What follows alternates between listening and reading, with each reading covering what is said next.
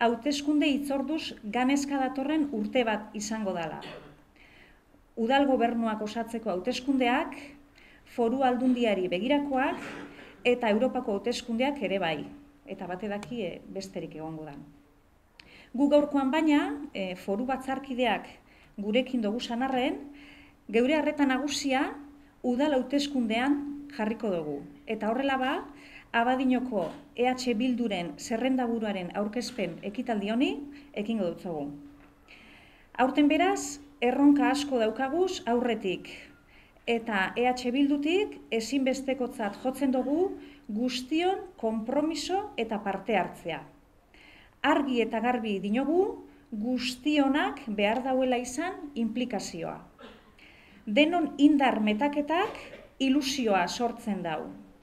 Eta aldi berean, ilusioak berak indar metaketa handiagoa ekarriko dau. Eta etengabeko mugimenduan aridan gurpilonek emango dauzku garaipenerako giltza. Ilusioak ilusioa dakar. Eta horregatik behar dugu zirrara sortzen dauen indar metaketa hori. Beronek eroango gaitu geure helburu nagusira. Azken urte eta legegintzaldi desberdinetan egindako lanaren usta jaso eta hauteskunde prozesuetatik indar erreferente bezala ateratzera. Beti ere, geure ideia eta proiektuak euskal gizartearen mesedetan jarrita guztion ongizatea hobetu asmoz. Xede hau begiz jota, buru belarri lanean dabilen eta bertako alaba dana dakargu oraingoan guregana oholtzara. Kazetari ezaguna, legebiltzarkidea, berdintasun batzordeko kidea eta aurkezpen gitxi behar dauena. Datorrela, Jasone Agirre. Eguerdi on danoi, Jasone Agirre, Garitonan Dianaz eta Abainokoenaz. Eta hori esan naben nire biziko lehenengo konbitinien, eta ez dakiz egaitik sentidu naben premine hori izan binabela. Bestipe badie danadien nun baitekoe, baina esabien esaten. Baina neuk ez dakiz egaitik, berbada importanti dalako nun azizaren, nun jaixozaren, nun einzaren persona moduen, eta berbada hor gaitik ez dakiz, baina zeo zer deko. Ez dakiz, zeo zer ukinen bidau, hemen beste jente zapatu herri baten hemen etorteko olako ekitaldi batera. Horregaitipe, nik ez dakit, beti abaino sentitzen dutelako asko emozionau nintzen, kanpainan, hemen zelan pankarta bat ipini zinuen, ez dakit nok ipiniko da eta niri animo emoten da zera, eta oso politia izen zan da, ez dakit, emozionau nintzen. Eta politia izen zan, da raro ebe bai ez, nuberen buru ikustien, ez dakit, marrazki bataz. Mikel Ibe imaginetan do raro goiakola, kaletik bere noen kartelak ikustia bera berde koloria,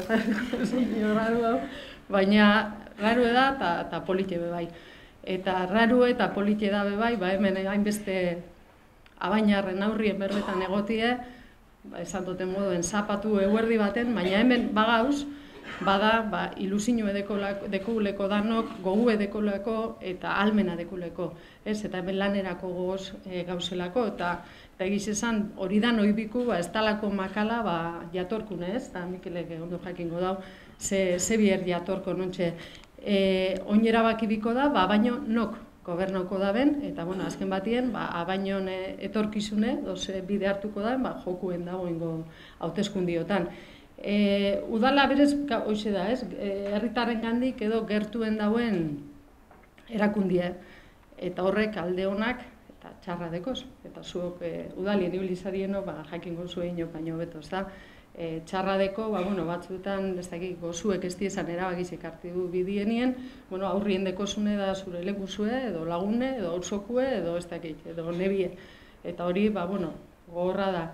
Baina, aldi berien, ona deko, gauza gentien bizimodu hobetzeko gauzak egiten dienien, hobetzen dozun bizimodue, zure gertuko gentien bizimodue dalako ez, hori lenguzuena edo lagunena, eta hori da politie.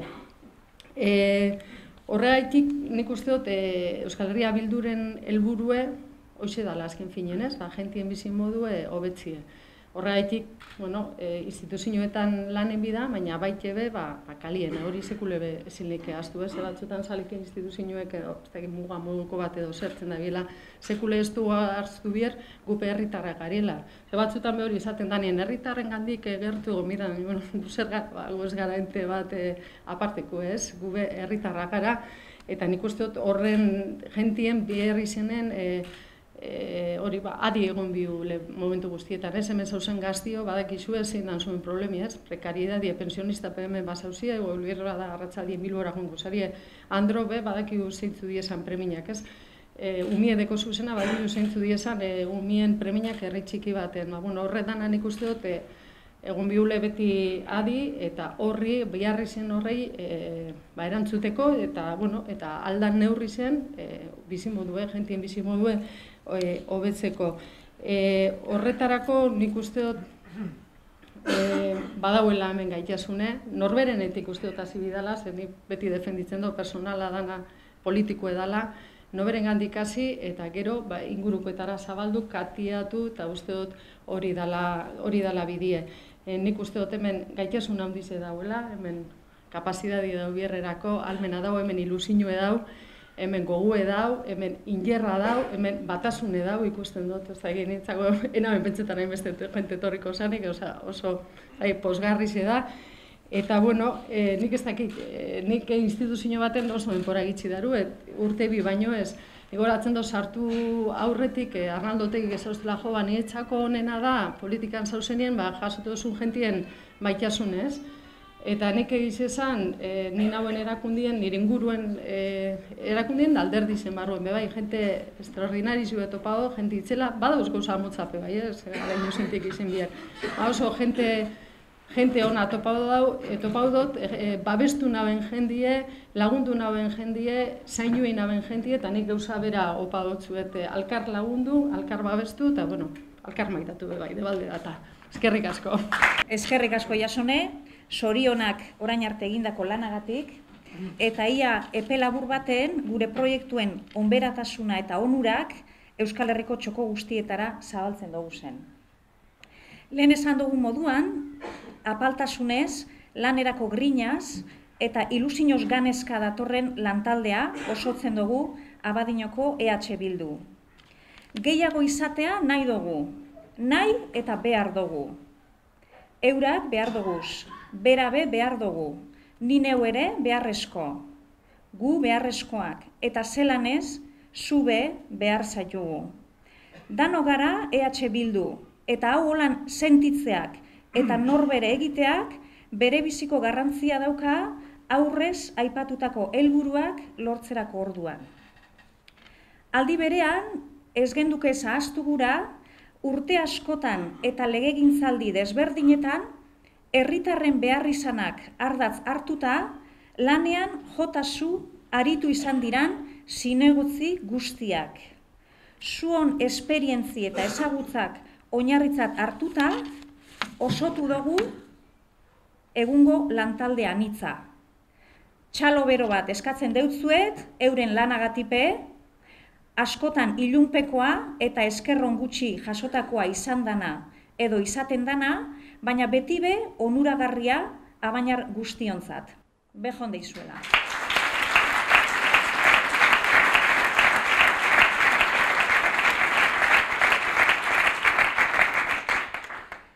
Eta nire partetik gauza asko gehiagorik ez. Plazer bat izan da zuokin tarte hau elkarbanatzea, ziur nago ibilbide honetan gehiagotan ikusiko garela, edo lan espero dut behintzat, eta oin luzamendu asko barik Mikel Urrutiarekin itxiko zaituet. Bera da, urrengo udal hauteskundeetan Abadinoko EH Bildutik zerrendaburu joango dana. Zatoz ba, Mikel?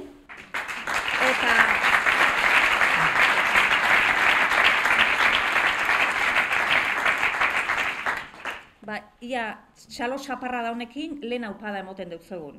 Animo!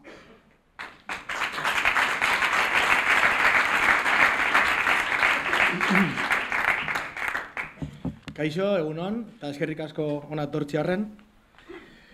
Eta gogoratuko duzun moduen, pasadan hastien artikulu bat idatzi naben prentsan, eta bere titularra izen zen, la gestión de Abaiñoko Independiente aquí PNV nos ha dejado heladas. Bai, eta gaur, ez dakit igerri dezuen, baina apurtxo bat arraru da ni txaketa batekin ikusti, ezta? Jakin daizuen, amengo kultura honetako kalefazio sistema be, txarto da biela, eta hor deko guzela pare bat estufa, era prekario baten inbite, hau berotxeko asmoaz, bai. Orduen, usteot gaur igual bebai beste artikulo bat idatxikotela. Abaiñoko Independienteak IPNV nos quieren criogenizar. Eta bai, izoztuta nahi gaituzte. Zergaitik, urduri daudelako. Badakitelako, beraien aroa bukatzear dagoela. Jendearen konfiantza galtzen ari direla. Eta herritarrak gaur egun gugan ikusten dutela behar duten konfiantza eta ilusioa. Eta bai, berriro ere, beste hauteskunde batzun aurrean gauz, baina hauek ez dira beste hauteskunde batzu, bai. Hauteskunde hauek historikoak izango dira. Udaletxean, ziklo berri bat hasiko delako. Eta guk EH Bildutik, azken urtetan egindako lanarekin erakutsi dugu gaitasuna daukagula gobernatzeko eta pres gaudela gobernatzeko. Hortaz, gu pres gaude eta EH Bildu pres da erronka berri honetarako. Eta gure gobernatzeko ereduak eskema simple bati erantzuten dio. Udalak azken finean, herritarren behar izanak, bete eta bermatu behar ditu. Eta horretarako, dirua lortu behar du, bai. Zerga sistema justu baten bidez, dirua lortu behar du.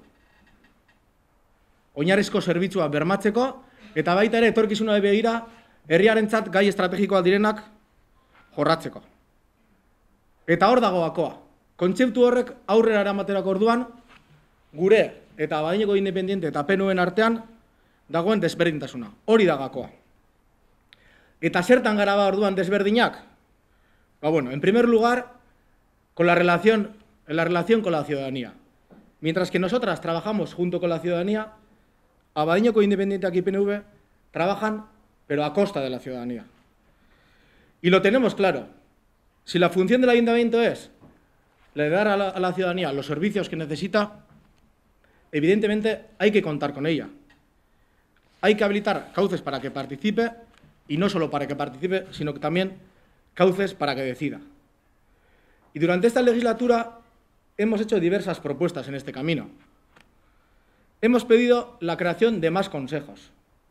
Para que sepáis, los consejos, al fin y al cabo, son reuniones que se hacen en diferentes áreas con asociaciones y personas interesadas en dichos temas. También hemos pedido que el Ayuntamiento realice reuniones en los barrios, que los presupuestos se hagan de manera participativa y también que en temas estratégicos como la organización de Zelaieta o la recalificación de los terrenos de Murueta, esto se haga mediante consulta popular. Pero por parte del Ayuntamiento nos hemos encontrado con un no en mayúsculas. Es que es más, además, ni tampoco nos dejan acceder a ver las quejas o sugerencias que hacéis cuando rellenáis los impresos del Ayuntamiento. Y ahora viene el PNV, mediante Garayzábal, que no sé si os habéis enterado que Garayzábal es del PNV, parece que ha llegado ahora aquí a Badiño. Garayzábal fue concejal en la época de Uriarte, ha sido el presidente de la Badiño Burubachar del PNV durante estos últimos años, es decir, que todo lo que ha hecho el PNV hasta ahora ha sido compartido por él, o incluso dirigido por él. Y nos hablan ahora de comprometerse a realizar presupuestos participativos, o del programa de participación ciudadana Abadiño Eraikis. Pero que no nos engañen. La participación ciudadana con Abaiñoko Independiente aquí PNV es que realmente ni existe ni va a existir. Y repito, ni existe y, como dicen ellos, ni se le espera. ¿Y por qué digo esto? Por la actitud que han tenido en esta legislatura. Esta legislatura, como sabéis, ha habido masivas recogidas de firmas en diferentes ámbitos. Por ejemplo, 1.400 personas han pedido la bajada del IBI. 700 han pedido acciones para mejorar el acceso a Mucharat. Más de 400 para pedir zonas cubiertas y dinamización para el ocio infantil. Y también ha habido recogidas de firmas para pedir consultas ciudadanas. 1.000 firmas pidiendo una consulta ciudadana sobre la recalificación de los terrenos de Murueta. y otras 400 para pedir una consulta sobre la reorganización de Zelaieta. Y tristemente las respuestas se pueden resumir en una frase que dijo José Luis Navarro. Esta frase la dijo en un pleno municipal con el apoyo de todo su grupo político y también con el apoyo del PNV. Y además lo hizo ante los comerciantes de este pueblo. Y dijo así: no vamos a realizar una consulta ciudadana cada vez que alguien le salga de la vaina. Esa es la participación ciudadana de Abadiñoko Independenteak y PNV, para que lo tengáis claro.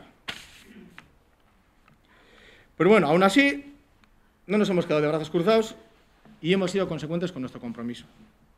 De esa manera, hemos realizado reuniones de barrios. Hemos hecho 2 ciclos. En total han sido 10 reuniones. Más de 100 personas han acudido a estas reuniones y la verdad es que ha acudido gente muy diversa. Pues que además también hemos realizado charlas informativas sobre temas que afectan a los centros educativos y la situación de los pensionistas. El ayuntamiento tiene que dejar de ser una institución lejana, opaca e inaccesible y tiene que volver a ser, tiene que convertirse en una institución cercana y abierta a la ciudadanía. Y es por ello que a partir de este mayo, cuando estemos en el ayuntamiento, esto va a cambiar.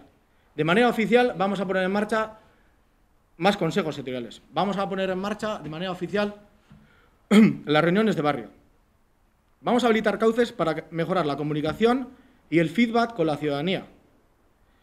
Y vamos a realizar consultas ciudadanas en temas estratégicos. Sí, a partir de este mayo, por primera vez en este pueblo, en este ayuntamiento, va a haber consultas ciudadanas. Eta herritarrekin batera lan egingo dugula esan dugu, herritarrekin batera identifikatuko ditugu Abadiñoko beharrizanak, eta beharrizan horiek aurrera eramateko noski dirua beharko dugu. Eta diru hori lortzeko, zergak beharrezkoa dira. Eta orduan, beste gakoetako bada, zerga horiek nola jasotzen ditugu. Eta horre ere desberdina gara. IH Bildutik aurrera emango dugun zerga sistema justua, duina eta progresiboa izango da. Herritarrak ito gabe, Abadiñoren beharrizanei aurre egiteko balioko duena. Eta bide horretan hartuko duen neurrietako bat noski Ibiaren zerga jaiste izango da. Dano dakizu moduan, Abadiñoko Independenteak eta PNVk erabakita, Abadiñoko Ibia daukagu eskualdeko ibirik altuena. Eta guk argi erakutsi dugu, horrek ez daukala inolako justifikazio ekonomikorik. Ari dira Ibiaren zerga erabiltzen, beraien kanpaina elektorala ordaintzeko. Beraien bardin zaie 1.000 pertsonak eskatutakoa edo oposizioak eskatutakoa. Eta EH Bildutik egoera horrekin bukatuko dugu. Hurrengo urterako Ibia jaitsiko dugu. Eta zerga sistema ari garela ezin dugu ahaztu beste datu esanguratsu bat. Ari naiz herritarrentzako den beste zerbitzu garrantzitsu batetaz. Astolako polikiroldegiaz. Hor ere, eskualdeko tarifarik altuenak izan genituen. Eta EH Bilduk demostratu zuen tarifa horrekin ateratako etekinak ez zirela udaletxera itzultzen. Baizik eta zerbitzu hori kudeatzen zuen enpresaren etekinetara joaten zela. Eta guri esker lortu da zerga horiek herritar guztientzako jaistea.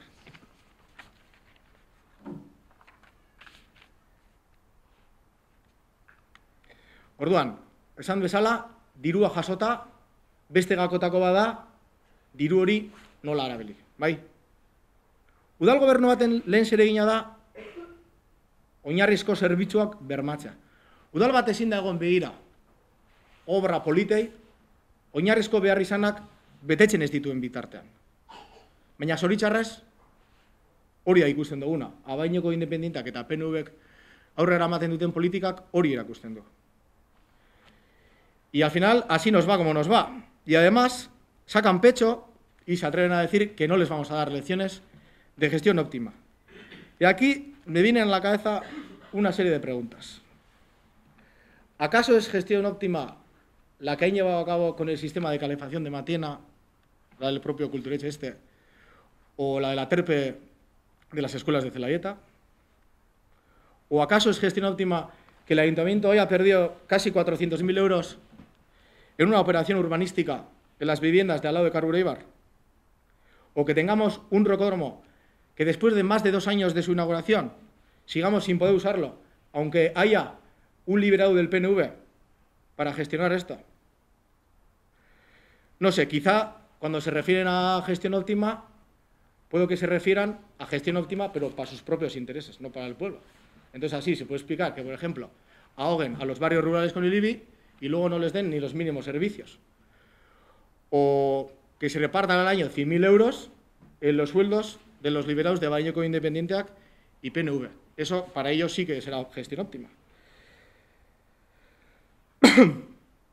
El problema del aparcamiento en la Plaza Galicia, en el acceso a Mucharat, o que Abadiño lleve más de 12 años sin accesibilidad ni seguridad, puede que también sean ejemplos de óptima gestión. Y no sabe, ¿quién sabe? Igual estemos equivocados nosotros, y quizás tengan ellos razón. Y como acaba de decir Navarro en la prensa esta semana, cuando rozas la perfección es difícil introducir mejoras.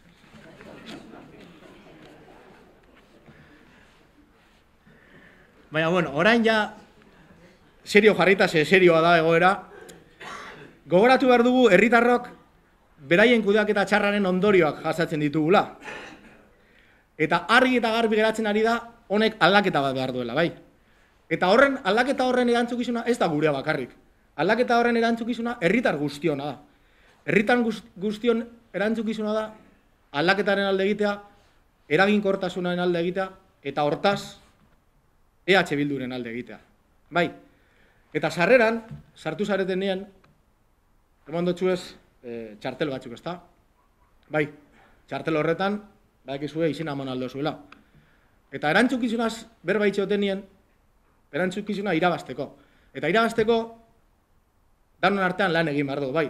Horregatik, gomendatzen zaitxuet, gurekin batera lan egiteko, kanpaina elektoral honetan lan egiteko, eta danon artean, hauteskundeak irabazteko. Eta gure proiektua, oinarrezko behar izanetatik, arutxo doia. Zerbitzuen kudeaketa eraginkorra egiteaz gain, badugu herritarren ongizatea hobetuko duen proiektua. Eta Abadiño herri oparoa da. Abadiñon baitugu sekulako baliabideak. Abadiñon osasuntsua dan sare industriala daukagu. Abadiño estrategikoki kokatuta dagoen herri bada. Eta lur eremu handia ditugu. Eta guzti honi herri moduan behar bezalako etekina atera behar diogu. Eta etekina atera behar diogu herritarren bizi kalitatea hobetzeko. Horretarako, auzuen irisgarritasuna eta segurtasuna bermatua behar dugu. Eta bestea beste, lortuko dugu behingoz, zelaietan, irisgarritasuna eta segurtasuna bermatzea. Lortuko dugu Mucharatzeko sarbidean, behinbetiko irtenbidea izatea. Lortuko dugu Matinako eta Mucharatzeko aparkalekuekin ditugun arazo horiekin bukatzea. Degradatutako guneak berreskuratzea. Eta gure ondararen parte aktibo direlako, baserri auzoak gure politiken lehentasunetan egongo dira. Eta esan dudan bezala, Abadiñok baditu doaiak, bai, baditu trebetasunak ekonomikoki ere herri oparo izateko. Eta gure apustu ekonomikoak 3 sektorentzako proposamena ditu. Lehenengo sektorearekin lotuta, berton-bertoko filosofiarekin bat egiten dugu. Orduan, gure osasunarentzako eta tokiko ekonomiaren osasunarentzako onuragarria izango den programa bat jarriko dugu martxan. Bertan, bertako eta sasoiko produktuak kontsumitzeko programa bat jarriko dugu martxan. Bigarren sektoreari dagokionez, guk gure herritarrentzako kalitatezko lanpostua nahi ditugulako eta balio erantziaren aldeko apustua egiten dugulako, energia berriztagarrien eta ingurugiroaren azterketari zuzendutako parke zientifikoaren aldeko apustua egingo dugu. Eta 3. sektoreari dagokionez, argi eta garbi daukagu guretzako komertzio txikia behar dugula. Herri bizi batek derrigorrean komertzio txiki bizi bat behar du. Eta hortaz, hemen Abadiñon azalera handiko gunen kupoa bukatu egin da. Bai, ez dago leku gehiagorik. Hirugarren sektora dentzako ere bai, eta bide batez, atxarteko kulibroiarekin bukatzeko, aprobetzeta behar dugu gu Urkiolako parke naturalean gaudela. Eta hortaz, turismo jasangarriaren aldeko programa baten bidez, inguru hori berreskuratu eta ekonomiari lagunduko diogu. Eta guzti hau zertarako?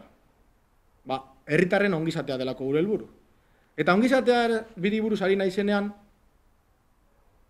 noski baita ere berdintasunaz ari naiz. Emakumeen eta gizonen arteko berdintasunaz. Eta argi daukagu gure pertsonen ongizatea dela gure ardatza. Umeen ongizatea. Umeentzako gune estaliak bermatuko ditugu. Eta beraien ahiesialdia dinamizatuko dugu. Gazteen ongizatea sari gara ere. Gazteekin elkarlanean, beraien behar izanei erantzungo dieten politika garatuko ditugu. Beraiekin batera. Eta noski, herriko nagusiak ere, beraien ongizatea ere nahi dugu. Nagusiek sartzero aktibo bat izan dezaten nahi dugu. Badakigu gaur egun, Abadiño Lagunkoia programan ari direla buru belarri, gure herriko nagusi asko eta asko. Segulako lan egiten ari dira, eta guk konpromiso hartzen dugu, udaletxetik beraien markatutako helburuak gure egingo ditugula. Eta argi izan behar dugu, orain arte esandako guztia bakarrik izango dela posible, EH Bilduk giratutako udaletxe baten. Eta bai, maiatzaren 26an irabazteragoaz. Irabazteragoaz, herritarrok kudeaketa honekin, Abadiñoko independenten eta PNV-en kudeaketa honekin, naskatuta gaudelako. Abadiñarrok argi ikusi dugulako, herri plataforma batetik irtendako kandidatura, hasieran beraiek kritikatzen zuten horretan, bilakatu direla. Herritarrok jakin badakigulako, Abadiñoko independenteak eta PNV berdinda zein kandidato daukaten oraingoan, txanpon beraren aurpegi biak direla bai. Irabaziko dugu, herritarrek badakitelako, EH Bildu dela herritarrekin elkarlanean gobernatuko duen talde bakarra. Badakitelako, zerga sistema justu eta duina aplikaten duen indarra garela. Herriko oinarrizko zerbitzuak bermatuko duen bakarra, eta etorkizunera begira, estrategikoak diren gaiak partartze bidez erabakiko dituena. EH Bildu da gaur egun herrian ilusia pizten duen aukera bakarra. Eta bukatzeko esaldi bat. Uriarte joan zen, Navarro badoa, eta iritsi da EH Bilduren unea.